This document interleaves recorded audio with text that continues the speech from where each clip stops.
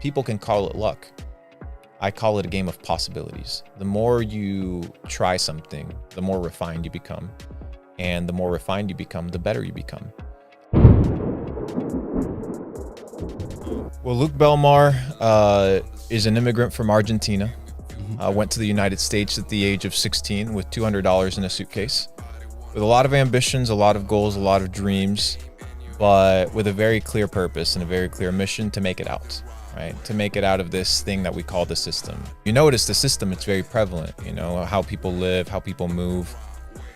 And I always knew deep down that that wasn't what I wanted for my life. I come from a small town, 12 to 15,000 people in the outskirts of Buenos Aires. At the age of 16, moved to the United States with $200 in a suitcase, went from pressure washing basketball courts, cleaning toilets, flipping wings at a Buffalo Wild Wings, sleeping in my car for a time being. It was about like 4 or 5 months, to eventually getting exposed to Bitcoin. I heard of Bitcoin in 2015 for the first time. And when I often tell this story, people are like, "What? Well, Luke got lucky." I'm like, I don't think I got lucky. I was exposed to information, but that doesn't mean that you need to necessarily act on that information. I remember watching a documentary on Netflix. I forget exactly what the name. I think it's called Banking on Bitcoin. And the gentleman, they would actually go out on the streets, I think it was Wall Street, and would tell people, "Hey, would you have a Bitcoin or would you take this $5 bill?" And everybody was like, "Well, I'll take the $5 bill because it's real and I can see it and I can touch it."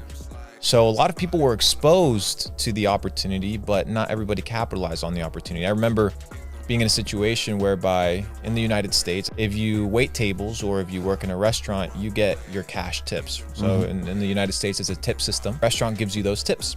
That is your payday, basically. So I would get that cash tip. I would drive to the ATM and I would deposit that money. I remember depositing the money. It was a Wells Fargo bank account. And since it's a cash deposit, you see the money instantly displayed in your bank account. So I would instantly get on my computer and I would go to an exchange called Bitstamp. So I would every single day use 50% of my money that I would make that day to buy Bitcoin. At that time, it was a couple $100, 500, 600 bucks. This was the end of like 2015, 2016.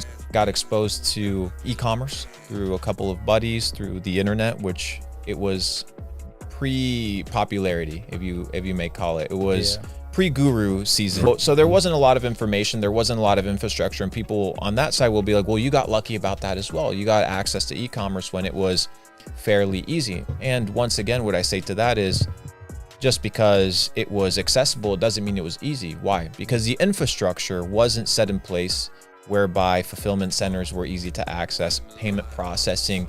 They screwed any sort of e-commerce or drop shipping because it was seen as high risk. So there was a lot of uphill battles, but there are different uphill battles. Shopify didn't have all these crazy plugins. I remember the App Store was very new on Shopify. And I remember I would have to learn the basics of coding to like code in my own, the own size of my checkout button, the color of my checkout button. It's pretty OG. Did quite well in e-commerce. I rode the wave of crypto in 2017, up and down. I wrote it down. I didn't make a ton of money. Why? Because I didn't understand market cycles. But I was like, you know what? I think I did 140 to 160x on my portfolio. I forget, but I lost it all. The issue was I didn't understand market cycles. I was left holding the bag and I held on for dear life and I got. So I sat down there. I'm like, okay, what did I do wrong? What did I do right? What I did right was I allocated my money in an investment vehicle, or what a lot of people like to call a high risk investment vehicle. And it played out. Why? Because money moves from different markets at different times. And Bitcoin has its cycles. After the Bitcoin halving, 1.5 years later, the market tends to have a really good season. So I was like, it's going to happen again. And it did. But this time I was prepared. And in 2020, after doing $16 million in e-commerce, did quite well there, had some money already saved up. I put all of my money into crypto except 10,000 bucks. Now, my entire thesis from that, it's not that I'm a genius, but I was connected with really good people. I was in the DeFi boom of 2019, so I saw Uniswap do extremely well. I was like, you know, there's something interesting with DeFi. This was pre-YouTube videos of DeFi and everybody telling you how to open up a MetaMask account. It wasn't very popular. But that which is not popular is often a good idea. And the reason it's a good idea is because you don't have the normies and the average individual as a part of the mix. When the average individual is in the mix, it's usually the end of the season. When the taxi driver is talking about crypto, when your grandmother's talking about crypto, who else is left to buy? Those are usually the most uneducated, most uninformed, usually the people that are getting the information the last. The hedge funds are positioned, the market makers are positioned, the venture capitalists are positioned. Smart money's already in the game. And then what they do is very simple. They'll go to CNBC, they'll go to Fox News, they'll go to Forbes, and they'll pay the journalists to write articles on their behalf to do what? Increase eyeballs, because the newbies, they read these things. And then the information gets dispersed, gets disseminated, and the liquidity is where the smart people get out. I think it was March of 2020. I remember using an exchange, it was Kraken.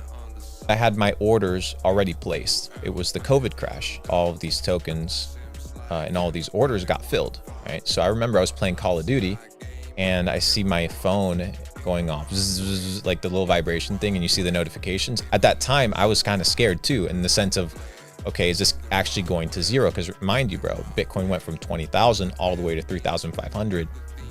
That was scary, right?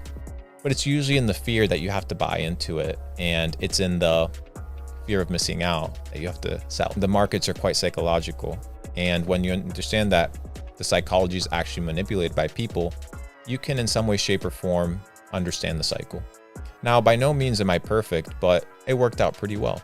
The reason I got into crypto was, in fact, I had a buddy come and visit me at the time when I was making still money with e-commerce. And we went to a restaurant, well, a fast food restaurant at the time. I don't endorse seed oils anymore. It was called Chipotle. I don't know, it's like a Mexican fast food place. Yeah. And the bowls there are like $12. So I'm here with this crypto multimillionaire who's made a ton of money with crypto. And he's like, hey, Luke, like, he like whispers in my ear, he's like, hey, can you pay for my lunch? What do you mean? I thought you were like rich. I thought you were inviting me to lunch, you know what I mean?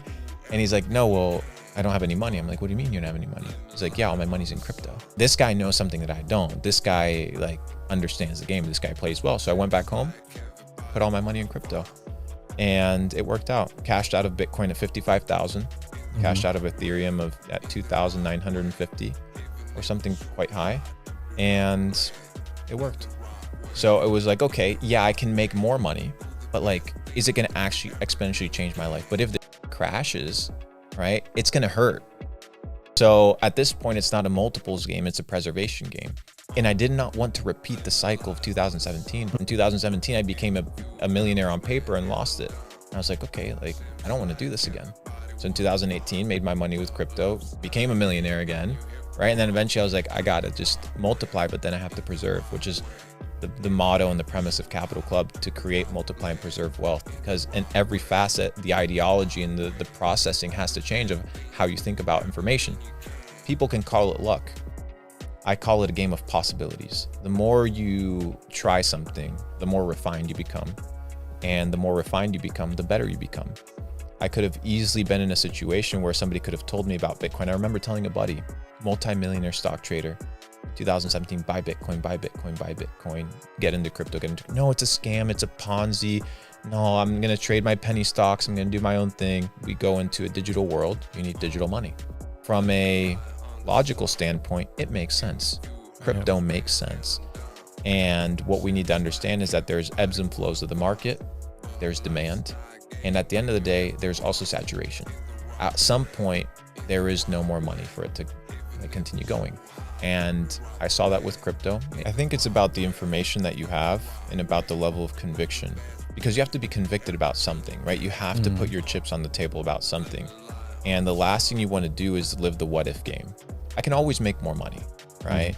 I by no means am I advocating, hey, if you have $5,000 in the bank, go put all of your money in crypto. No, go learn how to make money.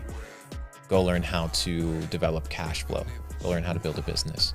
I had enough money whereby if I lost that money in crypto, I knew I was going to make it again. But it was a bet I was willing to take. And I took the bet and it worked. And I realized that if I lost that bet, I was okay too. Why? Because I developed the skills to build and scale digital businesses.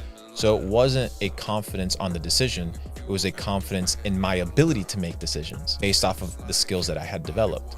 And if the decision doesn't play out, that's okay, because I have developed the skills and I have trust in who? Myself. I'm gonna f up, but it's all a game of probabilities. It's not a game of luck. And you have to increase your probabilities by increasing your skill set. And that's what a lot of people don't do. They don't work and they don't increase their skill set. Leonardo da Vinci famously said, God will sell you anything at the price of labor. And that is true. So what you have to do is, if you want something, you have to work for it. And most people that think that the world is based off of luck have never truly worked for something. Not enough to understand that luck does not exist. It's merely a game of probabilities. You work hard, you work more, you work longer, and eventually you can increase your odds of success.